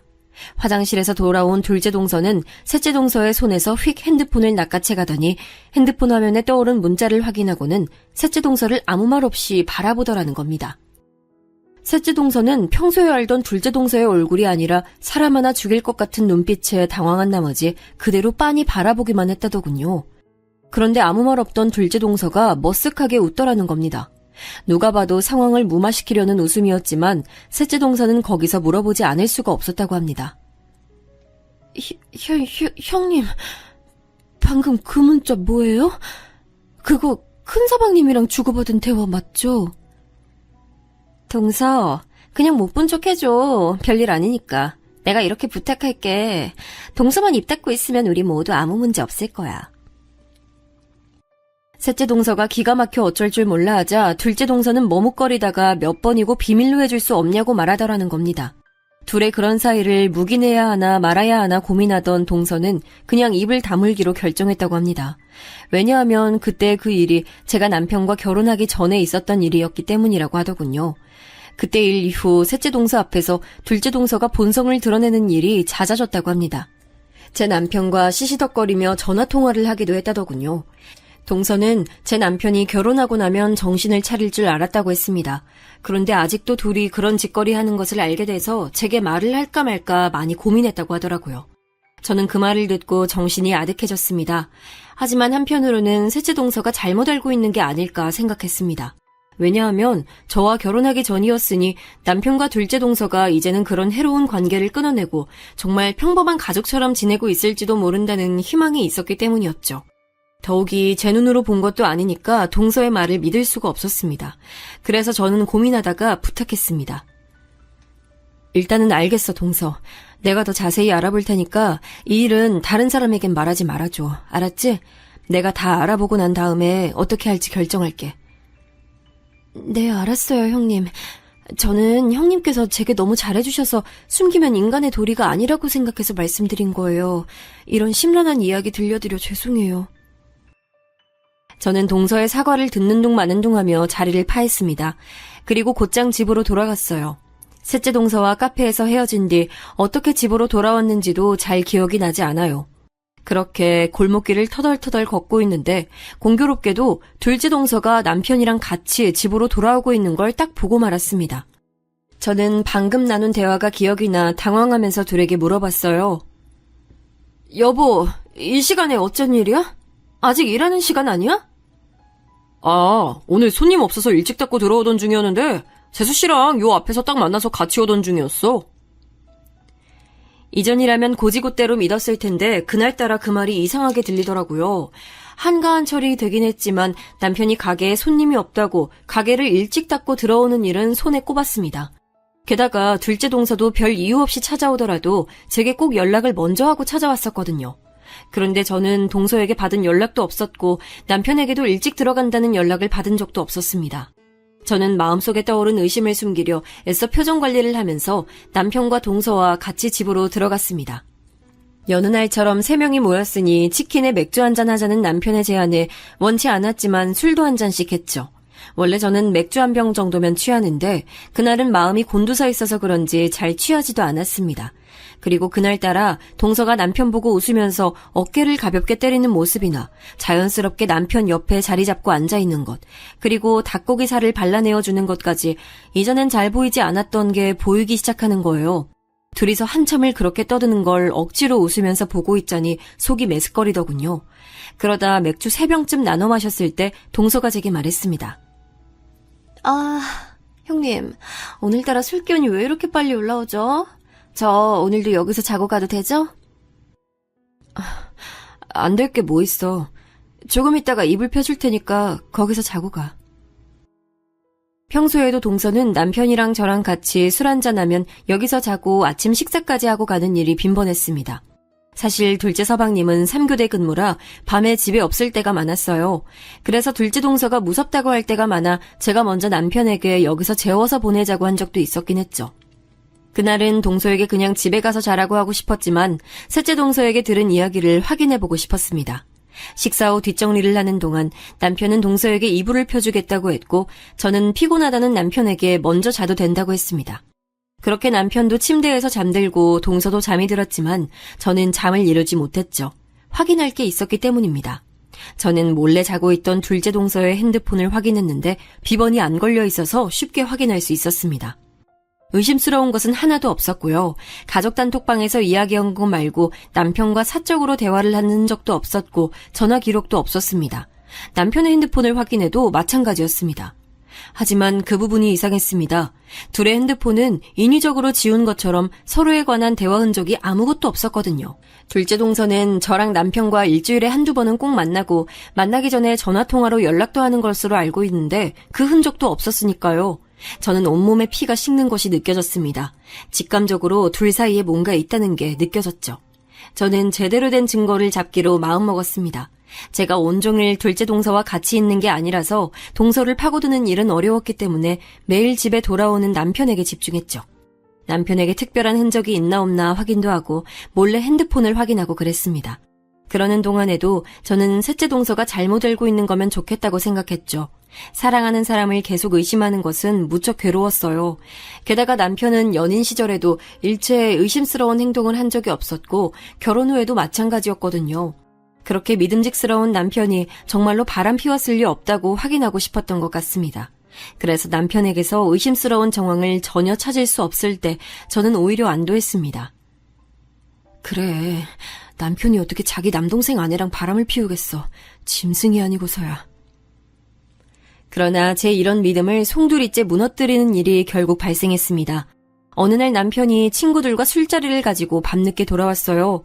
술독에 빠졌다가 나온 듯이 엄청나게 취해서는 씻지도 않고 침대에 누워 자길래 옷이라도 갈아입히려고 벗기고 있었습니다. 그런데 바지가 양쪽으로 묵직해서 이게 뭔가 하고 꺼내봤더니 똑같이 생긴 핸드폰 2개가 나오는 거예요. 순간 이게 뭔가 싶어서 핸드폰을 양손에 들고 번갈아 보고 있었는데 갑자기 핸드폰 하나에 전화가 왔습니다. 핸드폰 화면에는 내 사랑이라고 떠 있었죠. 그때 저는 핸드폰 벨소리에 남편이 깰까봐 두 손에 핸드폰을 꽉 쥐고 거실 화장실로 뛰어나갔습니다. 핸드폰으로 오던 전화는 금방 끊어졌고 잠시 뒤 화면에 메시지가 떴습니다. 자기야, 잘 들어갔지? 오늘 너무 즐거웠어. 푹 자고 일어나면 연락해? 메시지를 본 순간 저는 이게 남편이 숨겨뒀던 핸드폰인 것을 본능적으로 알아차렸습니다. 남편에게는 제가 모르는 핸드폰이 한 개 더 있었던 거죠. 그동안 다른 흔적을 찾을 수 없었던 게 이유가 있었던 겁니다. 저는 떨리는 손으로 핸드폰을 살펴봤죠. 핸드폰에는 4자리 비밀번호가 걸려 있었어요. 거기서 저는 혹시 하는 마음으로 떠오른 번호를 눌러봤습니다. 놀랍게도 핸드폰의 잠금이 풀렸고 저는 그만 화장실 바닥에 주저앉아 울음을 터뜨렸습니다. 제가 누른 숫자가 뭐였는지 아세요? 바로 둘째 동서의 생일이었습니다. 남편과 저는 항상 핸드폰 비밀번호를 상대방의 생일로 해뒀어요. 그게 사랑하는 사람에 대한 애정 표시이며 예의라고 남편이 말했었는데 어떻게 이럴 수가 있을까요? 저는 화장실에서 한참을 숨죽이고 울다가 정신을 차렸습니다. 이때가 아니면 남편의 바람 증거를 더는 잡을 수 없을 것이라고 느꼈어요. 핸드폰을 확인해보니 둘이 나눈 대화 기록이 가득했습니다. 거기엔 둘째 동서의 이름을 부르며 사랑한다고 하는 남편의 말이 있었습니다. 저는 핸드폰을 부수고 싶은 마음을 꾹 참아가며 그걸 전부 제 핸드폰으로 사진을 찍어뒀습니다. 사진첩에는 둘이 놀러간 흔적이 가득했고 서로 뽀뽀하면서 찍은 사진까지 있었습니다. 제 핸드폰으로 사진들을 옮기며 살펴보는데 문득 사진 속에 익숙한 장소가 보였습니다. 그건 바로 우리 집 안방 침대였죠. 그걸 알아차린 순간 저는 숨을 쉴 수가 없었습니다. 사진이 찍힌 날짜를 확인해보니 딱 남편이 다리를 다쳐서 집에서 쉴 때더라고요. 둘째 동서가 자기가 남편을 챙겨주겠다고 했던 그때 말입니다. 저는 해일처럼 밀려오는 배신감에 미칠 지경이었죠. 저는 떨리는 손으로 마지막까지 둘이 찍은 사진들을 제 핸드폰으로 전송해두고 화장실에서 나와 안방으로 갔습니다. 그리고 잠들어 있는 남편 뺨을 사정없이 때렸죠. 뺨을 연속으로 4대 정도 때리자 남편이 놀라서 잠에서 깨서 소리를 질렀습니다. 아이, 대체 뭐 하는 거야? 왜 자는 사람 뺨을 때려? 저는 남편의 말에 아무 대답도 하지 않고 남편에게 핸드폰 2개를 던졌습니다. 남편은 아직 잠에 취해 어리둥절해서 저와 핸드폰을 번갈아 봤습니다. 그리고 상황 파악한 듯 얼굴이 새하얗게 질리더군요. 그동안 둘째 동서랑 재밌었니? 아무것도 모르는 나 바보 만들면서 둘이 재밌었어? 저는 남편이 무슨 말이라도 해주길 바랬습니다. 하다못해 미안하다는 말 한마디라도 말이에요. 하지만 남편은 아무 말도 하지 않더군요. 저는 그런 남편의 얼굴을 빤히 바라보다가 방에서 나와 지갑과 핸드폰만 챙겨서 집에서 나왔습니다. 제가 나갈 때까지 남편은 나와보지도 않았습니다. 저는 그 길로 택시를 타고 친정으로 향했습니다. 친정으로 가는 동안 남편에게 계속 전화가 왔지만 받지 않았죠. 택시를 타고 가는데 내내 눈물이 흐르더군요. 제가 너무 우니 택시기사님께서 무슨 일 있냐고 울지 말라고 달래주실 정도였습니다. 그렇게 한참을 달려 친정에 도착해 집에 들어가니 부모님께서 깜짝 놀라서 달려나오셨어요. 제가 연락도 없이 온 적이 거의 없었으니까요. 부모님 얼굴을 뵌 순간 저는 품에 안겨 오열했습니다. 무슨 일이냐고 묻는 부모님 말씀에 우느라 대답조차 할 수 없었어요. 그렇게 저는 울다가 지쳐 잠들었고 다음날 일어나 보니 늦은 오후였습니다. 일어나서 핸드폰을 확인해 보니 남편에게 메시지가 와 있었습니다. 미안해, 딱 3글자였죠. 남편의 메시지를 보고 저는 정신 나간 여자처럼 한참 웃었어요. 어이가 없다는 심정이 딱 이거구나 느꼈습니다. 저는 남아있던 일말의 정까지 전부 사라지는 것을 느끼고 남편에게 이혼하자는 답장을 보냈죠. 그리고 부모님께 자초지종을 전부 말씀드렸습니다. 부모님은 제 얘기를 다 듣고 엄청나게 화를 내셨습니다. 아빠가 당장 남편을 찾아가서 다 뒤집어버리겠다는 걸 간신히 말리고 제가 할 테니 믿고 기다려달라고 했습니다. 그 후 저는 시어머니께 전화를 드려 뵙고 말씀드릴 게 있다고 했습니다. 그런데 시어머니께서는 이미 다 알고 계신다는 듯이 말씀하시더라고요. 그래, 동석이한테 얘기 다 들었다. 네가 뭔가 오해를 한 것 같은데 그러면 말로 풀어야지. 그렇다고 남편 뺨 때리고 집 나가는 아내가 어딨니? 네 이야기 들어줄 테니 우선은 만나서 이야기하자꾸나. 저는 전화로 들려오는 시어머니 말씀에 너무 기가 찼습니다. 아니, 오해라니요. 남편이 어떻게 말했을지 뻔히 보이는 듯 했습니다. 그때 시어머니께서 본인 하실 말씀만 하고 전화를 끊으시는 바람에 말대꾸 한번 못했네요. 덕분에 저는 더 일을 갈고 단단히 준비를 마치고 시댁으로 향했습니다. 시댁에 가니 남편과 둘째 동서 다 같이 있었어요. 제가 집안에 들어서니 남편은 무표정하게 절 바라보고 둘째 동서는 어색하게 고개를 돌리더군요. 제가 시부모님 앞에 앉아 인사도 하기 전에 시어머니께서 먼저 말을 꺼내셨습니다. 너 동석이가 사업 때문에 핸드폰 2개 만들어 놓은 걸 가지고 바람 피운다고 오해한 거라면서? 아내가 남편에 대한 믿음이 있어야지. 그렇게 작은 거 하나 가지고 화내고 남편 때리고 집 나가는 거 아니야.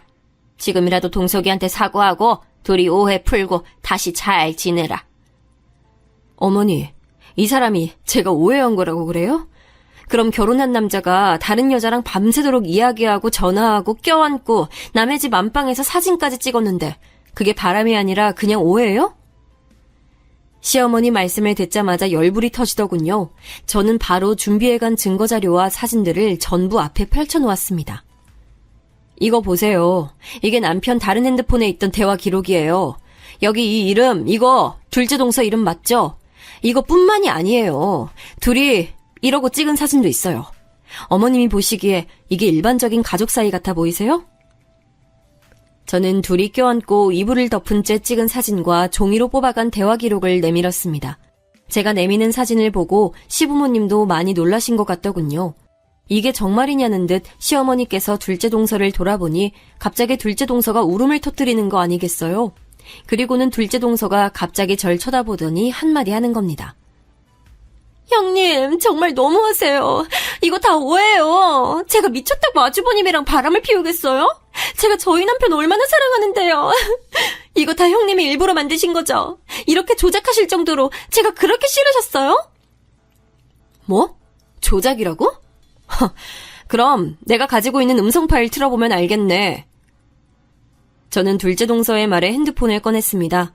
다들 아시겠지만 요즘은 핸드폰 통화 내용이 자동으로 녹음되잖아요. 이전에 살펴봤던 남편 핸드폰 안에는 전화통화 중 자동으로 녹음되는 파일들이 그대로 남아있더군요. 그때 저는 혹시나 해서 그중 한두 개를 제 핸드폰에 보내뒀는데 이렇게 쓰게 될 줄은 정말 몰랐어요.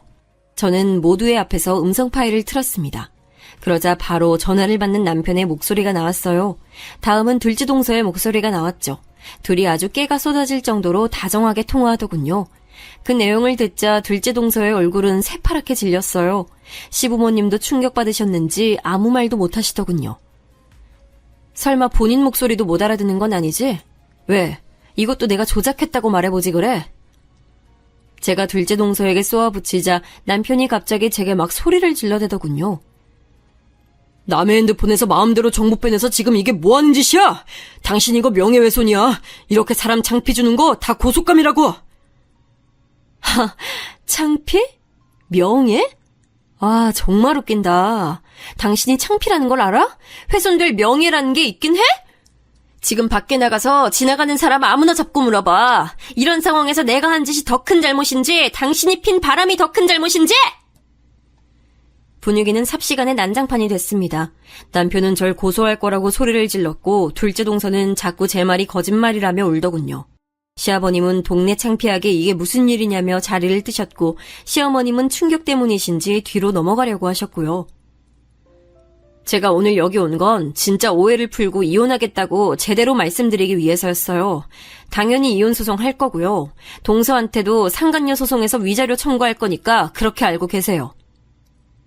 마지막 할 말까지 다 하고 시댁에서 나오는데 둘째 동서가 맨발로 달려나와 제 다리를 잡더군요. 형님, 제가 잘못했어요. 정말 제가 너무 잘못했고 다시는 이런 일 없게 잘할게요. 그러니까 제발 소송만은 말아주시면 안 될까요? 저 이 일 남편이 알면 이혼당해요. 저 이혼당하면 갈 곳도 없어요. 제발 소송만은 참아주세요. 네? 동서, 그럼 그런 일을 만들지 말았어야지. 이제까지 즐길 거 다 즐겨놓고 들키니까 잘못했다고 하면 누가 그걸 받아줘? 정말 이기적이네. 게다가 지금 이 상황에서도 나한테 죄송한다는 말 한마디 없고 본인 이혼당할까봐 그거 걱정만 하잖아. 나 소송 반드시 할 거야. 그래서 끝까지 갈 거니까 그렇게 알아. 저는 계속 저를 잡는 둘째 동서를 뿌리치고 시댁에서 나와버렸습니다. 동서가 바닥에 주저앉자 남편이 와서 동서를 부축해주는데 정말 속이 뒤집히더군요. 그 다음날 저는 모든 증거 자료를 취합해서 둘째 서방님의 직장으로 보냈습니다. 서방님은 아무 잘못도 없겠지만 둘째 동서를 생각하니 열불이 나서 얼굴을 마주하고 싶지 않더라고요. 그리고 저는 친정에서 머물면서 부모님과 같이 바로 변호사를 만나 남편에 대한 이혼 및 위자료 소송과 둘째 동서에 대한 상간녀 위자료 소송을 동시에 준비했습니다. 법원에서 받아주지 않겠지만 어디 한번 마음 좀 졸여보라고 위자료 액수도 아주 높게 적어서 냈어요. 며칠 뒤 소장을 받았는지 남편에게 연락이 왔습니다. 우리 어머니랑 아버지 네가 보낸 이혼 소장 받아보시고 잠도 못 자고 너무 힘들어하신다. 너 이런 사람 아니었잖아. 우리 그냥 협의 이혼으로 가면 안 될까? 남편 말을 들으니 머리가 돌아버릴 것 같았어요. 그럼 우리 부모님은요? 본인 부모님만 부모님인가요? 저희 부모님도 제가 울면서 친정에 왔던 날부터 이혼 준비하느라 변호사 만나러 다닐 때까지 잠도 잘 못 주무시고 제 걱정하느라 얼마나 고생하셨는데요. 네 부모님 잠 못 자고 힘들어하시는 게 내 탓이니? 인간으로 태어나서 인간 말종짓한 네 탓이지. 네 부모님이 걱정되면 나한테 전화하지 말고 그 시간에 잘 보살펴드려. 남편에게 한마디 하고 전화를 끊으니 바로 시어머니에게서 전화가 오더군요. 꼭 이렇게까지 해야겠니? 내가 잘 타이를 테니 다시 한 번만 생각해봐. 남자가 살다 보면 바람 한두 번쯤은 필 수도 있다. 그래도 다들 참고 살아. 그러니 너도 다시 한번 생각해봐라. 그래도 그동안 너한테 참 잘하지 않았니? 우리 동석이만한 남자가 또 없어. 아니요, 어머니. 세상 모든 남자가 바람 피우진 않아요. 그랬다면 시아버님도 피셨게요. 그리고 길 가다가 아무 남자나 잡아도 전부 남편보다 나을걸요? 저는요, 이제 남편의 어떤 것도 믿을 수가 없어요. 제 결정엔 변함 없을 테니까 다신 이런 전화하지 마세요. 저는 아직도 시어머님 말씀이 머릿속에 남아있어요. 어떻게 그렇게 말씀하시는지 모르겠더라고요. 제가 시어머니 딸이었어도 그렇게 말씀하셨을까요? 둘째 동서도 마찬가지였어요. 서방님께서 제가 보낸 증거 자료를 보고 이혼하겠다고 했다며 절 찾아와서는 뭐라고 했는지 아세요? 형님, 저 남편이 이혼하재요. 이게 다 형님 때문이에요. 형님이 윗사람의 마음으로 너그럽게 넘어가 주셨다면 제가 이혼당하지 않았을 거고 다 평온했을 거 아니에요. 지금이라도 저희 남편한테 가서 이거 다 거짓말이라고 한마디만 해주시면 안 돼요? 이게 말이 되나요? 저는 둘째 동서의 말에 절대 안 된다고 하고 당장 나가라고 했지만 둘째 동서는 제가 둘째 서방님에게 말해줄 때까지 안 나갈 거라면서 버티더군요. 그래서 112에 전화해서 끌어냈습니다. 안 나간다고 얼마나 고래고래 소리를 지르던지 그날 귀가 떨어지는 줄 알았어요. 이후론 연락도 안 오고 찾아오지도 않아서 그렇게 일단락됐다고 생각했죠.